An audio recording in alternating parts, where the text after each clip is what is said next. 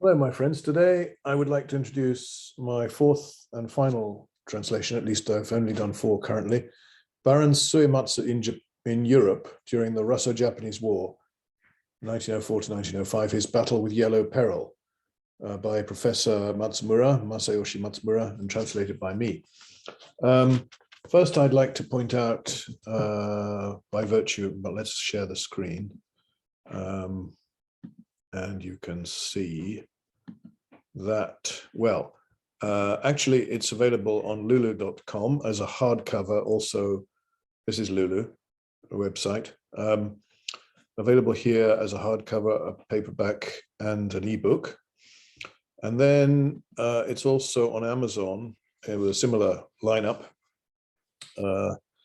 hardcover, paperback, and Kindle. And what you're actually viewing now is a sample of the Kindle version. Okay, so there's the book cover, which I've just showed you. Then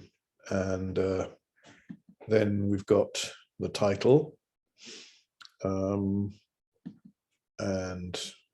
who wrote it and who translated it, and then the copyright details, 2011. And okay, this is Suematsu Kencho when he was Minister of the Interior. Graduated from Cambridge University, so he appears in my translation about the Japanese students at Cambridge as well. There's a convenient overlap in my translations. And that's him with his family. I think because it's a Kindle, I think the explanation of this photograph is on the next page. It's sort of a bit, yes, there we are. Suematsu and family from the same photograph.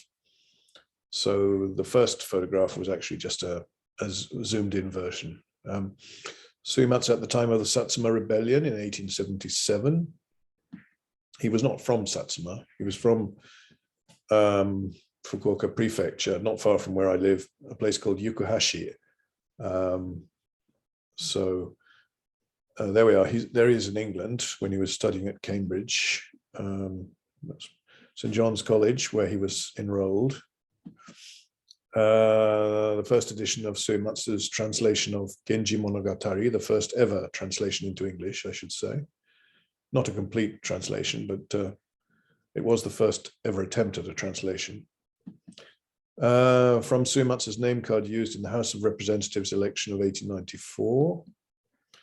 Suematsu with the editorial team of Bocho Kaitenshi in 1898. So this was a history of the Choshu clan, and he was in charge of the team, the chief editor. Victoria Station, the Constitutional Club, number 29 Northumberland Avenue, London, where Suematsu spoke about strengthening the Anglo-Japanese alliance on the 5th of May, 1904.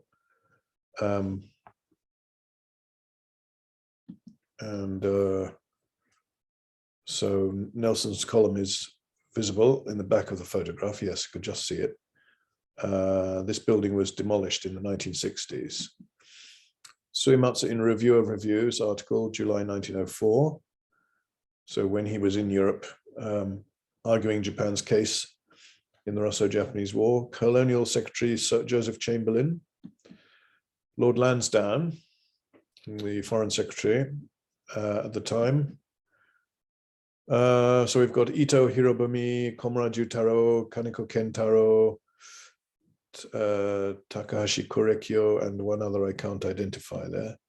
There we are. So clockwise from top left, Ito Hirobumi, Komura Jutaro, Kaneko Kentaro, Inoue Katsunosuke, and Takahashi Korekyo. This is Suematsu with his wife in 1906, he's dressed as a privy councillor.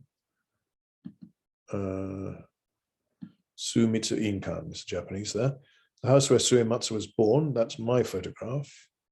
Sorry, not my photograph. I'm not the author, beg your pardon. It's Professor Matsumura's photograph. Excuse me. The house where Suematsu was born, photographed about 1900. Okay, that would be somebody else's photograph, not the author. He wasn't born at that time. Actually, if you go to that part of Yokohashi City, it's quite interesting. There's a sort of hamlet, and all the names of the people are Suematsu. They're all Suematsus around there. Suematsu's entry in Who Was Who, Alumni Cantabrigienses. Okay, and Sorokaku, Ito Hirobumi's seaside villa at Oiso. This one is the front cover, actually. Yellow Peril in Art. Völker Europas, wahrt eure heiligsten Güter.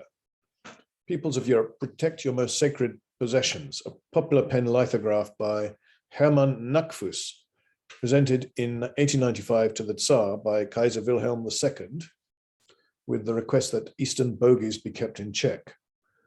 Yeah. So these are the Eastern bogies here on the right of the lithograph, and these are the peoples of Europe being advised to protect themselves against the yellow peril. Paranoia about Asian and Asiatic races, basically. Oops, I've gone a bit too far there. Sorry, I'm coming back. There we are, preface. So I'm going to read the preface now. It is comparatively well known that just over 100 years ago, when the Russo-Japanese War occurred in 1904-1905, a lawyer and politician named Kaneko Kentaro, 1853 to 1942, was entrusted with a special mission by the heads of the Japanese government to go to America as an ambassador for public diplomacy. Well, this is the subject of the translation I have previously introduced, Baron Kaneko and the Russo-Japanese War, also by Professor Matsumura. In fact, that is his main work, and this is a smaller work, I would say, certainly in terms of the number of pages. He earned the great trust and cooperation of his fellow Harvard University graduate, President Theodore Roosevelt, and was also a leading actor behind the scenes at the Treaty of Portsmouth. See M. Matsumura, Baron Kaneko and the Russo-Japanese War, Lulu.com, 2009. However, at that time, there was one more person who was given the same mission, which he himself called a morme, or sacred task from above, and crossed over to Europe, and also from his former Cambridge University contemporary, the then Chancellor of the Exchequer in the Balfour cabinet, Austen Chamberlain, and his father, the former Colonial Secretary Joseph Chamberlain, received great kindness and warm support for his activities, which were crowned with outstanding success before he returned to Japan. This was the son-in-law of Prince Ito Hirobumi, the historian and politician Suematsu Kencho, 1855 to 1920. There are historical precedents for the dispatch of a special mission in wartime to important neutral countries for a long time and the conduct of public diplomacy overseas. During the American War of Independence, Benjamin Franklin was so engaged in Paris, and it is not rare in the countries of Europe and America. However, Japan had not acted in such a way during the Sino-Japanese War of 1894 to 95, and the Russo-Japanese War 10 years later saw the first attempt by the Japanese state to conduct public diplomacy. It arose from the necessity of preventing a renewed outbreak of yellow peril, in quotation marks. This has been considered to be part of the careful planning and appropriate measures undertaken by the Japanese government. Moreover, in fact, it was Suematsu himself who, in his efforts towards a victorious conclusion to the Russo-Japanese War, had strongly proposed to the Japanese heads of government that it was necessary to appeal through a campaign conducted overseas aimed at the third-party countries of Europe and America that Japan had been forced to take up arms against Russia for raison d'etat, her national interest, and her diplomatic policy, etc., and to make the people of neutral countries accept the statements of Japan by all available means. And it was Suematsu who put his proposals into practice.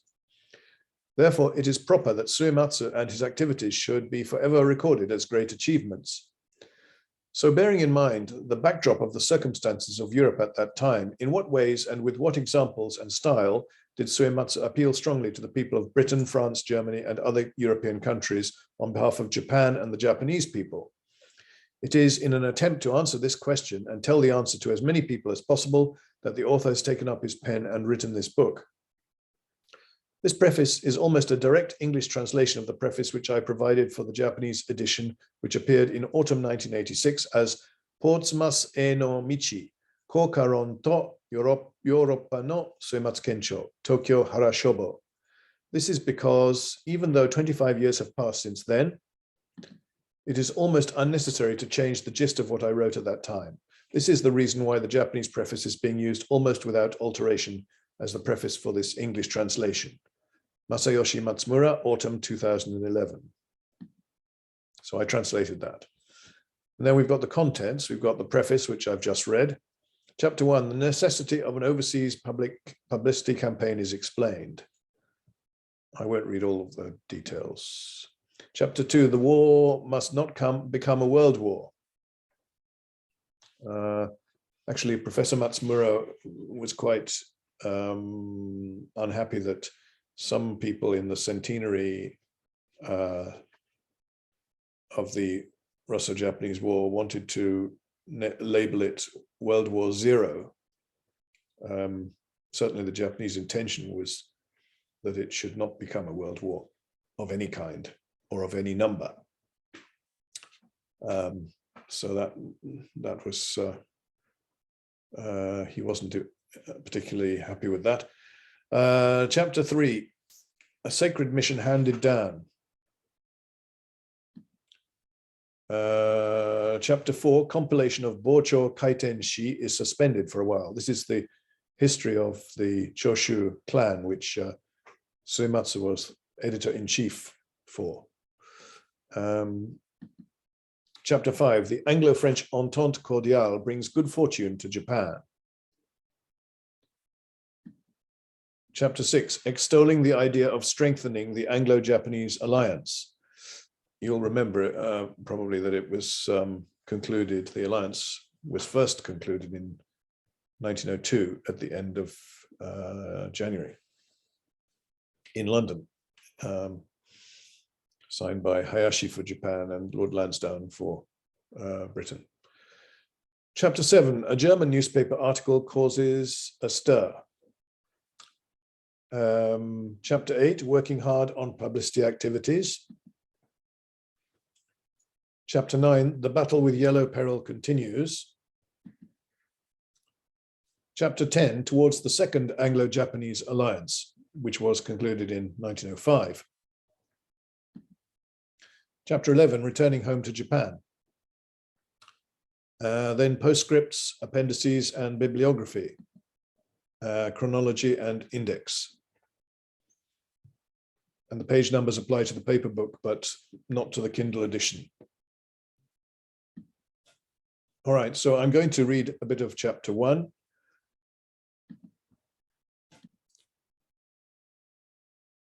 Chapter 1, the necessity of an overseas publicity campaign is explained to the leaders of the Meiji government. 1, going up to Tokyo from the warm climate of Oiso. Soro Kaku. In that year, it was only just after the first day of spring, Rishun, February the 4th, and Oiso in the Shonan area, about 100 kilometers southwest of Tokyo, was warm as usual.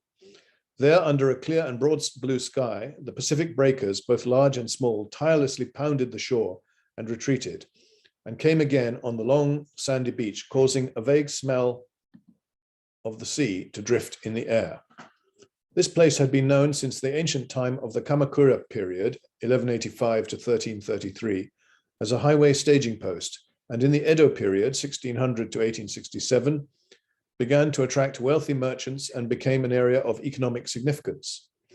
Eventually, after the Meiji Restoration, 1868, it became Japan's first sea bathing resort in 1885. Thereafter, many prominent politicians and financiers built villas here, and it developed into Japan's most luxurious health resort, and it retains that reputation to this day. The time was the beginning of 1904, the 37th year of Emperor Meiji's reign. Since the previous July, negotiations between Russia and Japan had already been heading for a dead end. However, within Japan, even though the heavy pressure of the mighty country of Russia was keenly felt, there was a laudable atmosphere of refusing to be downhearted, pervading the whole nation. And in this situation, the severe cold of late January somehow passed and February came, and matters came to the point where there seemed to be no other way to preserve the independence of Japan than to suddenly break off relations with Russia. In this tense situation, of which he was also well aware, the then Baron Suematsu Kencho, who suffered from high blood pressure, was avoiding the cold gusts of wind in Tokyo and was spending the winter in the slightly warmer Shonan Health Resort. This was a natural choice for him. He had already left Tokyo at the beginning of the previous autumn, and at the recommendation of his doctor, moved north for a while to the cool of Karuizawa. Suematsu Kencho Koshi Ito Ko, my father-in-law, Prince Ito, volume 12. For the time being, I will do as I please and take a leisurely trip to the country and indulge myself in the clean air of the mountains, he wrote in a letter to his father-in-law. Ito Hirobumi Kankei Monjo, letters relating to Ito Hirobumi, volume 5, letter number 155. After resigning from his post as Minister of the Interior in Ito's fourth cabinet in June 1901, Meiji 34, he had sought to avoid the troubles of Seiyukai, party matters. There is a note about Seiyukai, which I won't read now, and rest his slightly overweight body. And at length, with the coming of winter, he moved south to the warmth of Oiso, where his father-in-law had a villa named Soro-kaku, probably at the recommendation of his wife Ikuko. We've already seen a photograph of it. Most of the Soro-kaku building, as it remains today, has been transformed into a high-class Chinese restaurant, and little is left of how it used to appear. However, there still remain some traces of foreign influence, such as high stained glass windows and fine Japanese paintings from the Meiji Emperor, Shizuka Gozenmai no Zu and Minamoto Yoshie Gosannen no Eki no Zu, and other screen paintings. Fusuma e. There is the living room where Ito must have relaxed after hard work and rested from his labors, and his study where he pondered deeply. The atmosphere of the good old days can be savored in these rooms. If one then looks outside from the front garden in front of the living room and study, there is a wonderful view of deep green pine woods stretching towards the sea. Nowadays, the Gokendo Memorial to 5 Meiji statesmen, Sanjo Sanetomi, Iwakura Tomomi, Okubo Toshimichi, Kido Takayoshi, and Ito Hirobumi, has been moved to the former residence of post-war Prime Minister Yoshida Shigeru, 1.5 kilometers to the west. But in former times, when one looked at the sea from the living room or study of the Soro-kaku, it must have been visible on the east side of the pine woods to the left.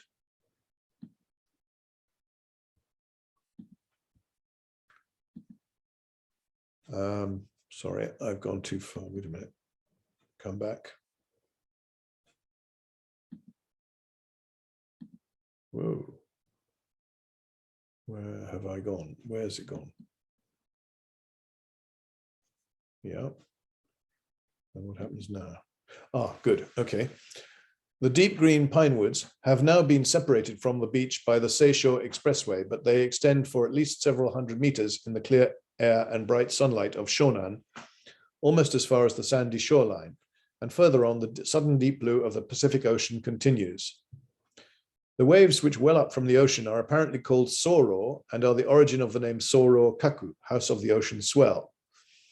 In the collection of Chinese poems from the Warring States period, 476 to 221 BC, called Soji, is written, Soro no mizu sumaba, motte waga eio aro beshi, Soro no mizu nigoreba, motte waga ashi wo aro beshi. If the water of the waves is clear, you can keep the crown on your head, but if the water of the waves is dirty, you should stay at home. This immortal poem is by none other than Chu Yuan, circa 343 to 277 BC in Japanese Kutsugen. The A of the poem is the lace which ties a crown. The meaning is broadly that when the world is peaceful, you can go to work in public service and realize your ideals, but if the world is in chaos, you should retire from it and look after yourself. Indeed, the name Soro-kaku was appropriate for the temporary residence of Ito Hirobumi, who always considered and decided whether to resign or remain in office according to the course of events unfolding in the world. Suematsu goes up to Tokyo. It was after the end of January, when Russo-Japanese diplomacy was approaching a real crisis, on February the 4th, 1904.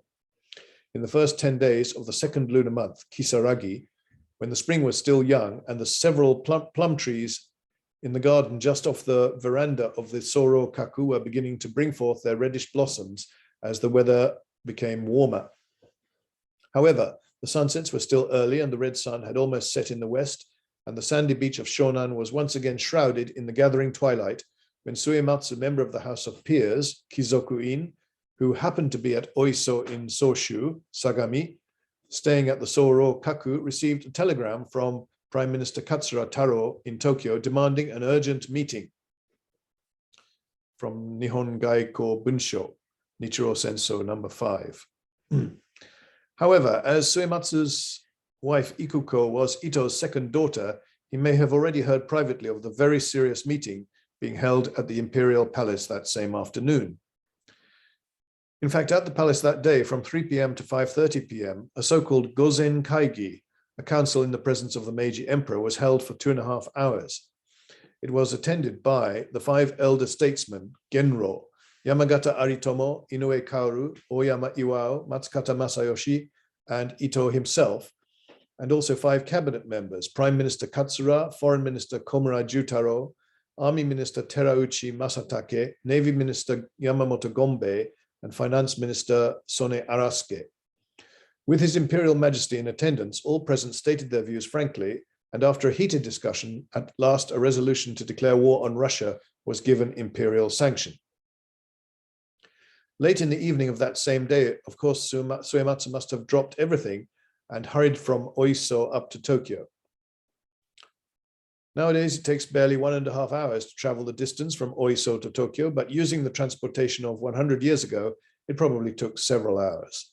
At any rate, what can his feelings have been as he sat in the train looking out of the window into the darkness and seeing his own reflection in the glass?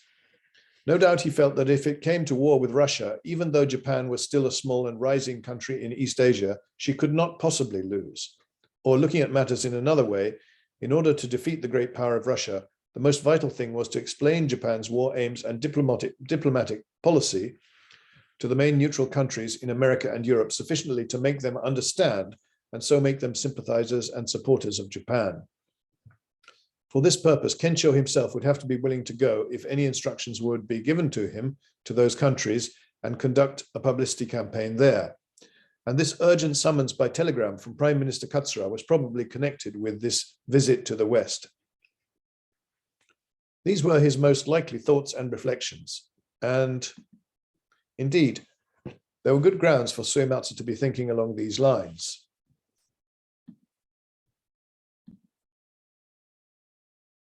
Two, proposal made and answer awaited, a letter of self-recommendation. As a historian, Suematsu was able to learn excellent lessons from the past with which to view the future. And in fact, less than a month before, on January the 11th, from his temporary residence in Shonan, he had sent a letter of self-recommendation to the then president of the Privy Council, Ito Hirobumi, and the chief of the General Staff, Yamagata Aritomo, in the following terms. This is from Ito Hirobumi Kankei Monjo, Volume 5, letter number 158. At present, in this national state of emergency, I believe it is a matter of extreme urgency that means be found to rouse the public opinion of American and European countries, in particular those of Britain and the United States, and increase sympathy for Japan. I believe that this is already well understood, but the matter requires an even higher level of attention. For this purpose, an individual with the appropriate qualifications who will give his all to this matter should be sent to Europe and America. If you agree with the above, then putting aside false modesty, I believe that, unworthy as I am now the person best suited to this task, and I am sure that I am not wrong about this. So if your lordships will give me your recommendation, I will immediately seek to obey and engage earnestly in this public service. If you agree to the above proposal, I shall begin in a few days' time.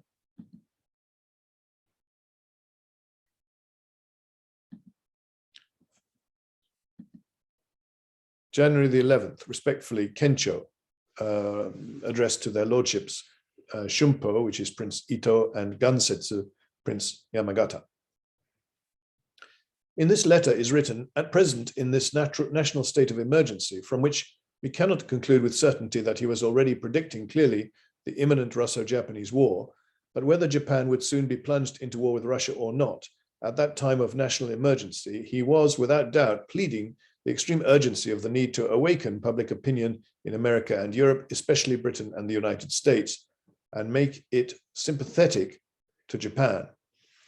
Moreover, for this purpose, he mentions an individual with the appropriate qualifications, and as he regarded himself as such a person, it is clear that he was not thinking of a great ambassador representing the state with the status of a diplomat, but a mere private citizen without any official titles.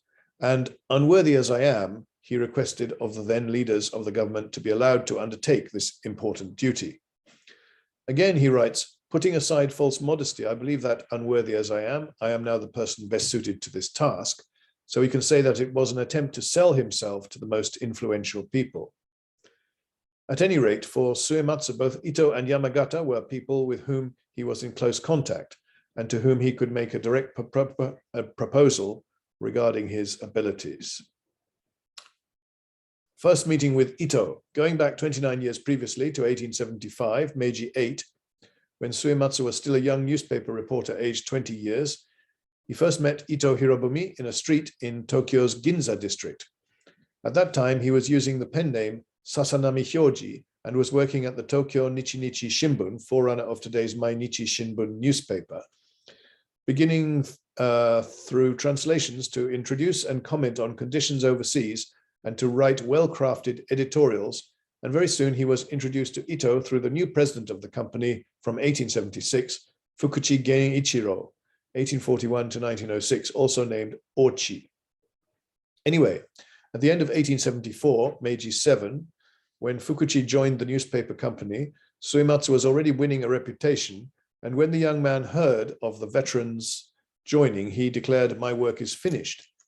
But in one episode, his close friend Takahashi Korekio, 1854 to 1936, apparently admonished him, saying, "He is a master and senior in age, so why don't you learn from him?" This shows that for a while, Suematsu was discouraged by the appointment of the famous writer Fukuchi as president designate. Nevertheless, in the following year, 1875, when in his own words, he was in appearance no more than a threadbare and unkempt young apprentice writer, Suematsu was taken by Fukuchi on a walk through the Ginza when a Western-style horse carriage approached and a voice called out to Fukuchi from within the carriage. The owner of the voice was none other than the then high government official Ito Hirobumi. Then, after several words of greeting had been exchanged between Ito and Fukuchi, the latter introduced Suematsu to the most influential high official. Of course, Ito was probably aware of Kencho's writing from the newspaper, and even though it was a chance meeting, thanks to that encounter in a Ginza street, from that time on, he began to receive warm favors from the man who would in the future become his father-in-law. Reference to Kaneko Atsuo, Suematsu Kencho, and the history of the fluctuating fortunes of Suo and Nagato provinces. Suematsu Kencho to Bocho Kaiten Shi. Thus, several days later, when both men again came across each other in the street, Ito invited Suematsu to his house in Akabane in the north part of Tokyo and gave him several Western books which he had once bought in Stockholm, including Machiavelli's Roman History, probably Discourses on Livy. However, 3 years later, in 1878, Meiji 11, Suematsu would be sent to Britain with the duty of investigating English and French historical methods, historiography. When one considers that this duty was mainly to study the methodology of historical narration and the techniques for compiling history, and how in his latter years, he oversaw the symbolic compilation of Bocho Kaitenshi, his life as a historian can be said to have already begun at that moment in Tokyo. Suematsu's encounter with Ito would lead to him receiving further favors from General Yamagata Aritomo. The Satsuma Rebellion and the letter advising surrender.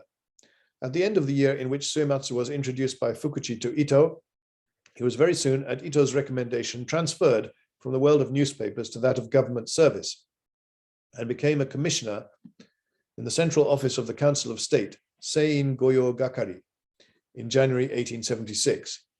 At that time, a Japanese warship named Unyo had made a show of force in the Korean Bay of Kanghwa and had been fired on from the island of Kanghwa, just north of the present-day Incheon International Airport. And Suematsu went over to Korea, accompanying Special Plenipotentiary Kuroda Kiyotaka, 1840 to 1900, to solve the so-called island of Kanghua problem, Koukaron Mondai. There he played a part in the drafting of the Japan-Korea Friendship Treaty, Treaty of Kanghua, which opened up the country of Korea. After completing his duties in 1876, he returned to Japan and worked first in the Ministry of Works as a minor official, Gon no Shoujo, then a fourth-grade legal officer in the Legislative Bureau, Hosei Kyoku. But from the beginning of the following year, 1877, the world changed suddenly. Saigo Takamori, 1828 to 1877, and others who had been defeated in the debate over subduing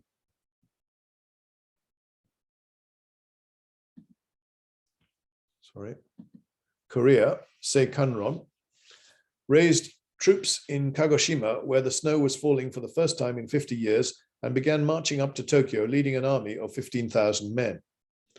Thus, when the disturbances generally known as the Satsuma Rebellion, Seinan no Eki, occurred, Kencho, while working at the Legislative Bureau, was promoted to be a secretary at the Council of State, Dajokan, and in June 1877 was ordered to go to Kumamoto, and very soon after that transferred to the Army Ministry and appointed to the headquarters of the Supreme Commander, and became an adjutant of General Yamagata Aritomo. And then, according to the changing situation of the conflict, he took part in various battles throughout Kyushu. But when the fighting was drawing to a close, at last Saigo's army was put to flight in the Sekiryo mountain range in Miyazaki, and in the end was cornered at Shiroyama in Kagoshima. There, the commander of the government forces, Yamagata Aritomo, now that Saigo's road to victory was closed, sent him a letter dated September the 1st, which letter became famous as the letter advising surrender. The letter begins, Yamagata Aritomo presents his most humble respects to the great general Saigo Takamori. For some years he has been your acquaintance and feels that he knows your mind deeply, etc. In fact, the person who drafted the letter was none other than Suematsu Kencho, a fact which was already well known and a general topic of conversation. At any rate, Yamagata borrowed Suematsu's pen, and in the final section of the letter advising surrender, appealed earnestly to Saigo in the following terms. As the leader of young, vigorous men of the nation and resisting a great and famous army through many fierce battles, your fame is already well enough known to the world. But now most of your brave generals are dead or injured, and your military power is daily growing weaker. It is already clear that at last your Satsuma army is unable to keep its spirit. I don't know what further things you can hope to achieve except a hopeless defensive battle. If you, Saigo, rather than lengthening the rest of your days a little, prefer to cause hundreds and thousands of dead and wounded from both armies, there is nothing that I, Aritomo, can say to you. I beg you to judge for yourself as you hold matters in the palm of your hand, and that you will save both armies from death and injury. Ah, you are a man famous and known in the world. About our national constitution, naturally, it is not only Aritomo who knows what you really think. But the matter has been settled over many years of public debate. I, Aritomo, earnestly beg you as your old friend. Writing this, my tears fall like rain, and I cannot express myself at all. Please sympathize with the sincerity of my pain. This famous letter advising surrender was much praised even within Saigo's army, but the effort was in vain. And finally, on September 24th, the government army launched an all-out attack on Saigo's army. Then the greatest rebellion of the Meiji era before long drew to a close. 3. Go to Europe. The Memorandum of the Sacred Mission. Returning to the main narrative, in the early spring of 1904, Meiji 37, when the plum blossoms were beginning to open on February the 5th in the Japanese capital, the situation was tense. The German doctor and personal physician to the Japanese imperial family, Erwin Beelz, 1849 to 1913, who was staying in Tokyo, wrote in his diary for that day, yesterday there was an important meeting in the palace. The various Genro, elder statesmen, Ito Hirobumi, Yamagata Aritomo, Matsukata Masayoshi, Oyama Iwao, and Inoue Kaoru, and the cabinet ministers attended. The meeting lasted a long time. At last a conclusion was reached. In fact, now is the critical moment. Anyway, from England, there are already reports that Japan's enthusiasm for war and power are beginning to be doubted. This is from Erwin Belz's diary. At any rate, after the urgent summons by telegram from Prime Minister Katsura, Suematsu had hurried from Oiso up to Tokyo on the previous evening, despite the lateness of the hour, and early on the morning of the 5th, visited the Prime Minister at his official residence in Nagata-cho. In the presence of Foreign Minister Komura, Katsura briefly prefaced his request by stressing its urgency, then asked Suematsu that he make arrangements as quickly as possible to go overseas, and in particular to Europe. There he should base himself in London and begin to make speeches and write so as to clarify to the nations of Europe what Japan's purposes were in making war with Russia at the present time. He should also seek to gain their sympathy and prevent further outbreaks of yellow peril sentiment. The request of the two ministers of state is set out in the following document from NGB, Nihon Gaiko Bunsho, Nichiro Senso number 5, appendix to document number 459. 1. At this time, the very existence of our country, Japan, is under threat from Russia, which is our great enemy. If, in addition to this, we lose the sympathy of the countries of America and Europe, this will be a grave and serious problem for us. Moreover, we must use all available means to gain the sympathy of the Western countries. 2. In order to achieve this, we must make statements of Japan's position in detail and explain the rights and wrongs as between them, Russia, and us, Japan, to the world. 3. The so-called yellow peril theory easily moves popular sentiment in Western countries and is now suddenly on the rise. If we do not fight against this argument with all our might, there is a risk that all the countries of Europe will in reality view us as a common enemy. Therefore, we must use all available means to deal a blow to yellow peril and thus prevent a joint intervention by European countries.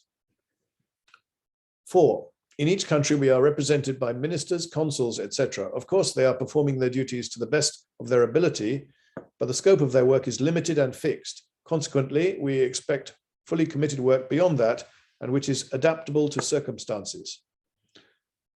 5. We do not necessarily stipulate the methods or place of residence. However, London should be the main base of your activities, and also you should work to strengthen the Anglo-Japanese alliance. 6. With regard to finances, we are about to appoint a separate person to be responsible for this, but you should work also to facilitate the raising of foreign loans. And as Suematsu himself later referred to the mission given to him at this time by the heads of the government to travel overseas as a sacred task from above, we will also call this the Memorandum of the Sacred Mission. Anyway, Suematsu, who had been entrusted with the above mission to Europe, had, as already mentioned, proposed the idea himself in his letter to Ito and Yamagata, and in that letter of proposal, he had also written in a direct application, "If you agree with the above, then putting aside false modesty, showing neither hesitation nor reluctance." Thus, it was natural that he should respond as follows to the two ministers, Katsura and Komura. "Though my ability is limited, I shall immediately proceed and accept the heavy responsibility." After that, he returned to his house at Shiroyama in Shiba, Tokyo. Now there are high buildings on the site and there is no trace of the residence, and began to make hasty preparations for his departure on his overseas campaign. First, he took up his pen and wrote to his father-in-law, Ito, who was presumably at his official residence as president of the Privy Council in Reinanzaka. "Most honored father-in-law, I have just met with the Prime Minister. I was earnestly entreated to depart as soon as possible and agreed to do so. Now I am making preparations to leave by the next available boat. If you have instructions or letters of introduction for me, I beg you to send them privately, dispensing with the normal courtesies. In haste, Kencho, to Prince Shun." At this time, Suematsu was a vigorous and energetic 49-year-old in his prime. The selection of attendants. Then Suematsu had to make haste to select 2 attendants to accompany and assist him on the trip to Europe for publicity activities. The 2 men who immediately came to mind were Takakusu Junjiro, D.Lit., 1866 to 1945, who had served as his private secretary when he had been Minister for Communications in Ito's 3rd cabinet, January to June 1898, and was still a young professor of Tokyo Imperial University, and Tomoeda Takahiko, 1876 to 1957, his junior from his native province of Buzen. Takakusu had graduated from Oxford University and was at the height of his powers as a 39-year-old. He was continuing his studies on his way to becoming a great and famous scholar of Buddhist philosophy. Also, Tomoeda had graduated from the literature course of Tokyo Imperial University and was very proficient in German. He would later be an associate professor of Tokyo University and director of the Japanisch-Deutsche Gesellschaft, and also an honorary professor of Tokyo Bunrika Daigaku, later Tokyo Kyoiku Daigaku, Tokyo University of Education. But at that time, he was still a young man, aged 28 years. From Suematsu's point of view, Takakusu had already worked as his private secretary, so there was a sufficient relationship of trust between them. Also in Tomoeda's case, apart from general work, Suematsu, who understood the French language too, probably expected him with his linguistic skill in German to assist in publicity activities in the German-speaking countries of Europe. One man sent to Europe and one to America. Suematsu himself had already written in his proposal letter of January the 11th, quoted above, that an individual with the appropriate qualifications who will give his all to this matter should be sent to Europe and America. And had further stated, putting aside false modesty, I believe that, unworthy as I am now the best person best suited to this task. His proposal had been considered and discussed in the 3 weeks or so up until February the 4th by Ito, Yamagata, Katsura, and other government heads, and the result was a concrete plan whereby the proposer himself, Suematsu Kencho, would be sent to Europe and base himself in Britain, while Kaneko Kentaro would be sent to America. It would thus not be just one person sent to campaign in the whole of Europe and America, but they would be divided into 2 areas and one man would be sent to each of them. Meanwhile, on the other hand, in the evening of February the 4th, after the Gozen Kaigi meeting in the presence of the emperor, in which it had been resolved to break off diplomatic relations with Russia, Kaneko Kentaro, who like Suematsu was a baron and member of the House of Peers and was also from Fukuoka Prefecture, though Suematsu was of the Kokura clan and Kaneko was of the Kuroda clan, and in the Boshin War of 1868-9, the Kokura clan fought as an ally of the former shogunate's army, while the Kuroda clan was part of the new government's army, was at his home in Sanban-cho, number 3 Cho, Chiyoda Ward, Tokyo City. From there, he, that's Kaneko, was urgently summoned by telephone to see Ito at the president of the Privy Council's official residence, where he was given a similar special meeting to that of Suematsu, and repeatedly urged that he should go as soon as possible to America. But unlike Suematsu's case, this was a sudden proposal for Kaneko. Moreover, as he had visited America 3 times since graduating from Harvard University and returning to Japan, and knew the pro-Russian situation in America very well, he felt that the success of such a difficult mission was doubtful, and it took a few days for him to overcome his hesitation and reluctance. This was a fair reflection of the extent of the difficulties which could be predicted in accomplishing this duty, however important it was. Incidentally, regarding the above-mentioned movements of the Japanese heads of government, as far as the author is aware, until both Suematsu and Kaneko arrived safely at their destinations, nothing was reported in newspapers at the time, probably from the necessity of guaranteeing their safety. But the German Dr. Belz seems to have heard the news from somewhere. In his diary for February the 9th, he wrote, "Envoys are being sent to both Britain and America. The former Interior Minister, Baron Suematsu, will go to Britain, and the former Justice Minister, Baron Kaneko, has been ordered to visit America. They will both apparently try to raise money." Indeed, Belz was well informed, as one might expect, but of course they were not going to raise money. This was a separate matter, and in fact the person responsible for raising the funds lacking to conduct the war by going to Europe and America was the then Vice President of the Bank of Japan, Takahashi Korekyo. In the end, he was fortunate in receiving huge sums of financial aid from an American Jewish capitalist who hated Imperial Russia, named Jacob Schiff, but we shall not go deeply into that process here.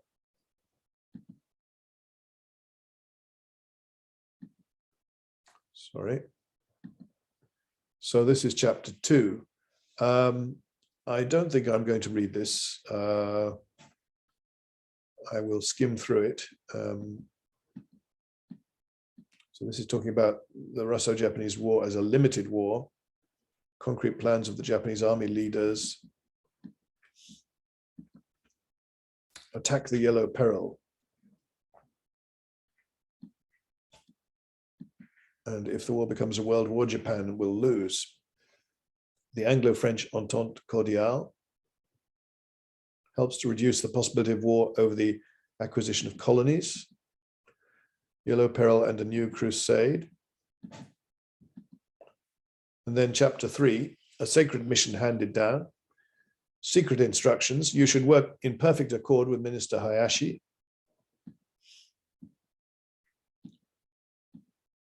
No instructions regarding the problem of peacemaking. And that is the end. So I will stop the share. However, it's not quite the end. I want to read postscript. There are two postscripts. There's a postscript to the first edition, which was in Japanese, and then a postscript to the English edition. So here we go with the postscript to the first edition by the author. Several years ago, I published a book about Kaneko Kentaro's energetic publicity activities to create a favorable climate of opinion in America for Japan during the Russo-Japanese War, which was based on my thesis in fulfillment of the requirements for a doctorate in law. The title was Nichiro Senso to Kaneko Kentaro, Kouho Gaikō no Kenkyu. At that time, the chief examiner of my long thesis was Professor Masakuma Uchiyama, then of Keio Gijuku University's Faculty of Law. It was he who suggested that as my next topic, I should write about Suematsu Kencho, who went to Europe with a similar mission to that of Kaneko. After that, for 5.5 years, I was busy with my regular work and could not write anything, but at last I was able somehow to produce this book about Suematsu's publicity activities in Europe. Therefore, this book may be regarded as a companion volume to my book about Kaneko. Nevertheless, to get to this point, I have been helped by various people, and those who immediately spring to mind include Mr. Yukiharu Tsuji, a teacher at Tagawa High School, Fukuoka Prefecture, who once showed me round the house where Suematsu was born, and the person whom I have not yet had the pleasure of meeting, but who told me various things by letter, a researcher and distant relative of Suematsu living in Yukuhashi City, named Mr. Hikotaro Tamae, and Mr. Junichi Kido, who also lives there. At the Foreign Office Archives in Tokyo, I was helped by Dr. Takeshi Kurihara, Mr. Michio Yoshimura, and Mr. Kaname Aoki. At my workplace, the Japan Foundation, I received assistance from the former head of the Paris office, Mr. Isao Iwabuchi, now a chief inspector in the Japan Research Section.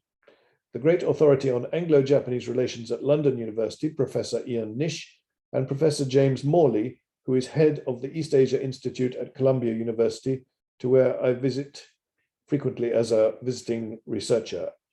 Mr. Kenji Niki, a librarian of the same university's Kent Hall Library, Miss Amy Messer of the Japan Foundation New York office, where I am now working as its head. Also, Dr. Merrill R. Foster, a copyright expert of the British Public Record Office. Professor Marius Janssen of Princeton University, Professor Emeritus John Hall of Yale University, and others. The list is really endless.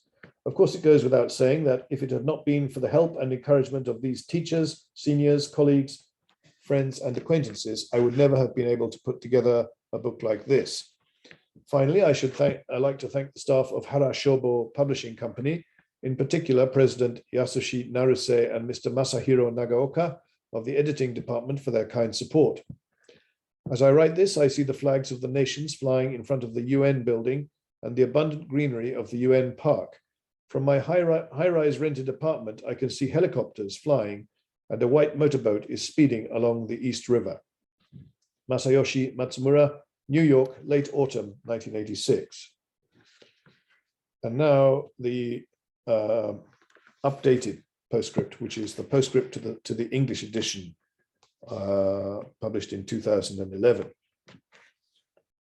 This year, it is almost a quarter of a century since the original Japanese work, Po-tsumasu no Michi, Koukaron to Suematsu Kencho, was published by Hara Shobo in January 1987. Since that time, it has unexpectedly received the Yoshida Shigeru Memorial Publishing Prize, and the author himself visited Cambridge University in the summer of 1990, and especially St. John's College, where Suematsu once studied. At that time, I was able to check Alumni Cantabrigienses, the official record of graduates of Cambridge University, and found that in 1884, he was awarded bachelor's degrees in arts and the law, and 4 years later, a master's degree in law. This was in a time unlike today, when study of English has become much easier for Japanese students. But more than 100 years ago, in the first half of the Meiji era, when there were many restrictions on overseas study, ranking alongside many excellent British students, he graduated from the university with excellent results. I would just add, please see Japanese students at Cambridge University in the Meiji era for more details. The translation which I have done. Then in 2004 to 5, the centenary of the Russo-Japanese War came, and many symposia and seminars were held in Japan and overseas. My book, Nichiro Senso 100 Nen, Atarashi Hakken wo Motomete, was published by Seibunsha, and many other research papers and books were published about the Russo-Japanese War. There were also many essays and articles published about the war in magazines. Of course, Suematsu's publicity activities, what he called his mental struggle in Europe from his base in London, were examined once again. In fact, before the centenary of the Russo-Japanese War in 1972, Shiba Ryotaro had already published his long novel, Saka no Ue no Kumo, published by Bungei Shunju. In volume 6, Suematsu's activities in Europe were not evaluated highly, while Kaneko Kentaro had a similar secret diplomatic mission at the same time in America, and managed not only to rebut Yellow Peril in order to bring American public opinion onto Japan's side, but also to make President Theodore Roosevelt into Japan's prisoner, that's in inverted commas, for the purpose of getting him to mediate at the peace conference in Portsmouth between the two sides of Russia and Japan. Suematsu, who was charged with making European, particularly British public opinion friendly to Japan for the strengthening of the Anglo-Japanese alliance by retorting against Yellow Peril, was perhaps not so conspicuous, because almost all the diplomatic negotiations between the British and Japanese governments were conducted through the then Minister to Britain, Hayashi Tadasu, in London. However, regarding other assessments of Suematsu's activities, in his official report submitted on his return in 1906 to Japan to Prime Minister Saionji Kinmochi and Foreign Minister Hayashi Tadasu, while it may have been blowing his own trumpet, the following may be food for thought. With regard to this great war, our country's carefully laid plans which led to the victory were not only military ones, and not only myself but others played our part in these plans, and our government's measures have earned high praise in many quarters. It was an honor to serve my government in this way. Incidentally, with regard to the publication of this English translation, I should like to record here my gratitude for their warm and steadfast support to Professor Emeritus Ike Masaru of Keio Gijuku University, and to the grandson of the younger brother of Viscount Suematsu Kencho, the chairman of Sumitomo Mitsui Banking Corporation, whose name is Suematsu Kenichi. Finally, without the energetic labor of Professor Ian Ruxton of Kyushu Institute of Technology, neither this English translation nor its companion volume, Baron Kaneko and the Russo-Japanese War, 1904 to 5, a study in the public diplomacy of Japan, Lulu Press, 2009, would have seen the light of day. I am most sincerely grateful to him. It should also be noted that all errors regarding years and dates from the previous publication in Japanese have been corrected in this English version. Masayoshi Matsumura, autumn 2011. So I think that's all I'm going to read from the book. I do hope that you will perhaps take a look at it at some point. And thank you very much for listening and watching. Goodbye for now.